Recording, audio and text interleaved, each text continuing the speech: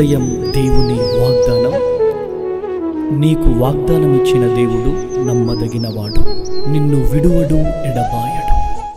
Praise the lord అండి. Good morning. అందరు బాగున్నారా? ఈ ఉదయకాల సమయంలో అందరికీ ప్రత్యేకమైన శుభములు తెలియచేస్తూ ఉన్నాను. దేవుడు మిమ్మల్ని, మీ కుటుంబాలను దీవించి ఆశీర్వదించును గాక. ఎంతో సంతోషం కదా. ప్రతిరోజు కూడా ప్రభులో ఎంతగానో మనం ఆనందిస్తున్నాం. నిజమండి, దేవుడు మనతో ఉన్నప్పుడు మన బ్రతుకుల్లో ఆనందం, సంతోషం, నెమ్మది, సమాధానం అనలేని జీవితాలు చాలా భయంకరంగా ఉంటాయి. చూడండి, కారు చీకటి ఎలా ఉంటుంది? ఆ చీకట్లో చాలా భయం వేస్తుంది కదా. మన బ్రతుకులు కూడా అంతే. దేవుని లేని చోటు మరి చీకటి అలుముకుంటుంది.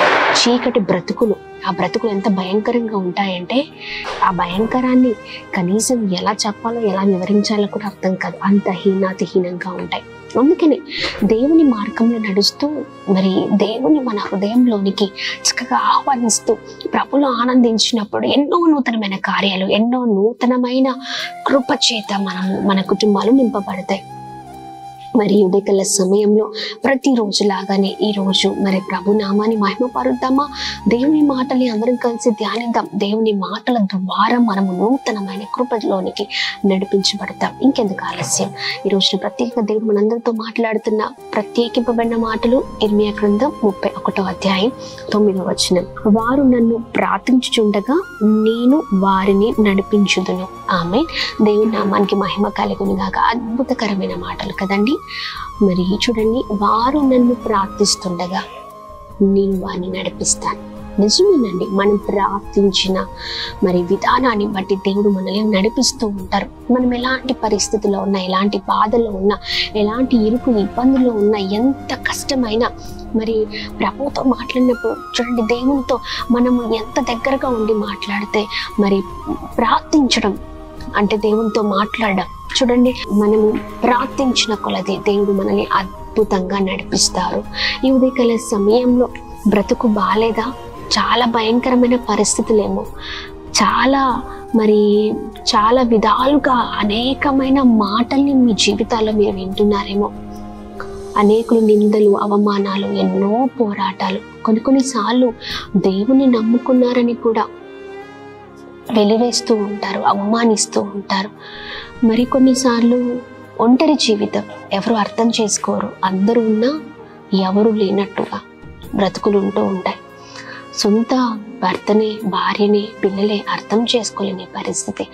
ఎవరు అర్థం చేసుకోలేకపోయినా దేవుడు ఖచ్చితంగా మనల్ని చేరదీసే దేవుడు, మనల్ని అర్థం చేసుకుని నడిపించే దేవుడు. ఈ రోజున ఎలా ప్రార్థిస్తే అలా మన జీవితాలు ఉండబోతున్నాయి. దేవుడు మనల్ని అంత అద్భుతంగా నడిపించనే ఉన్నారు. ఈ ఉదయకాల సమయంలో ఏ విషయంలో, ఏ దాంట్లో పరిస్థితిలో ఉండి దేవుని సన్నిధిలో మరి మీరు ప్రార్థిస్తున్నారో దేవుడు అద్భుతంగా నడిపించనే ఉన్నారు. పరిస్థితుల వైపు చూడకండి. మరి ముందు అలుముకున్న మరి భయంకరమైన పోరాటాలను చూడకండి, దేవుని వైపే చూడండి. ప్రార్థిస్తున్న రీతిగా దేవుడు చీకటి బ్రతుకులను వెలుగులోనికి నడిపించే దేవుడై ఉన్నారు. ఈ రోజున చాలా పాపంలో బ్రతుకుతున్న వారు ఎంతో మంది ఈ రోజున మరి దేవుడు మీకు పరిచయం అయ్యారేమో, దేవుని కొత్తగా మీరు ఎరిగారేమో, పాపపు జీవితం నుంచి మరి విడిపించబడాలని మీరు ఆశ కలిగి ఉన్నారేమో. నా జీవితం మారాలి, నా బ్రతుకు మారాలి అనుకుంటున్నారా? ప్రార్థించండి, నోరు తెరచి. ఇంకా ఎంతమంది నశించిపోతున్నారు చూడండి.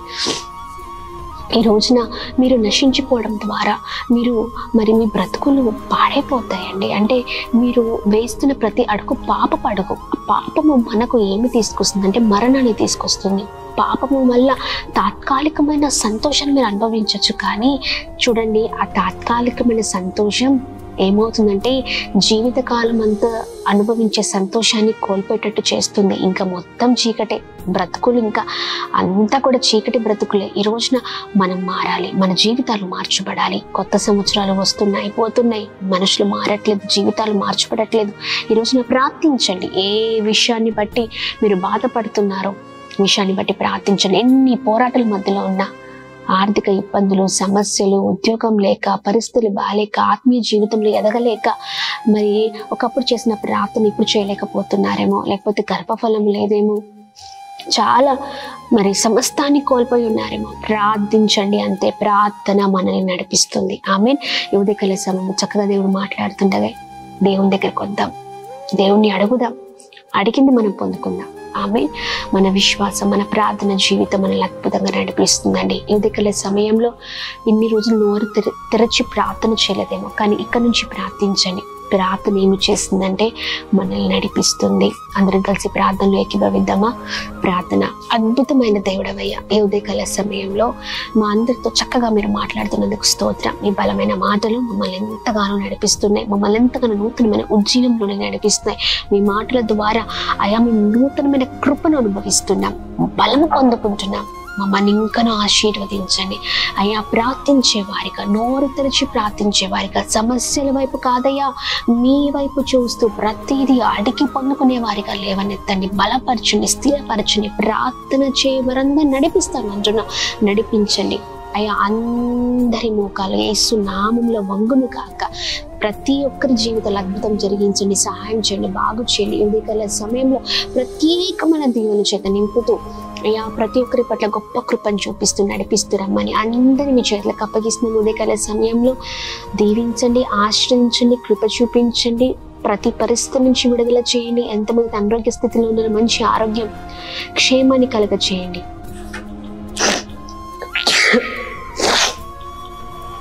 ప్రత్యేకంగా ఉదయకాల సమయంలో birthdays, marriage day, special event celebrate చేసుకున్న వారందరి పట్ల మీ దయ, మీ కృప, మీ కనికరం మెండుగా కుమ్మరిస్తూ బ్లెస్ చేయమని, అందరిని దీవించమని యేసు నామములో అడుగుతున్నాం తండ్రి. ఆమేన్, ఆమేన్, ఆమేన్.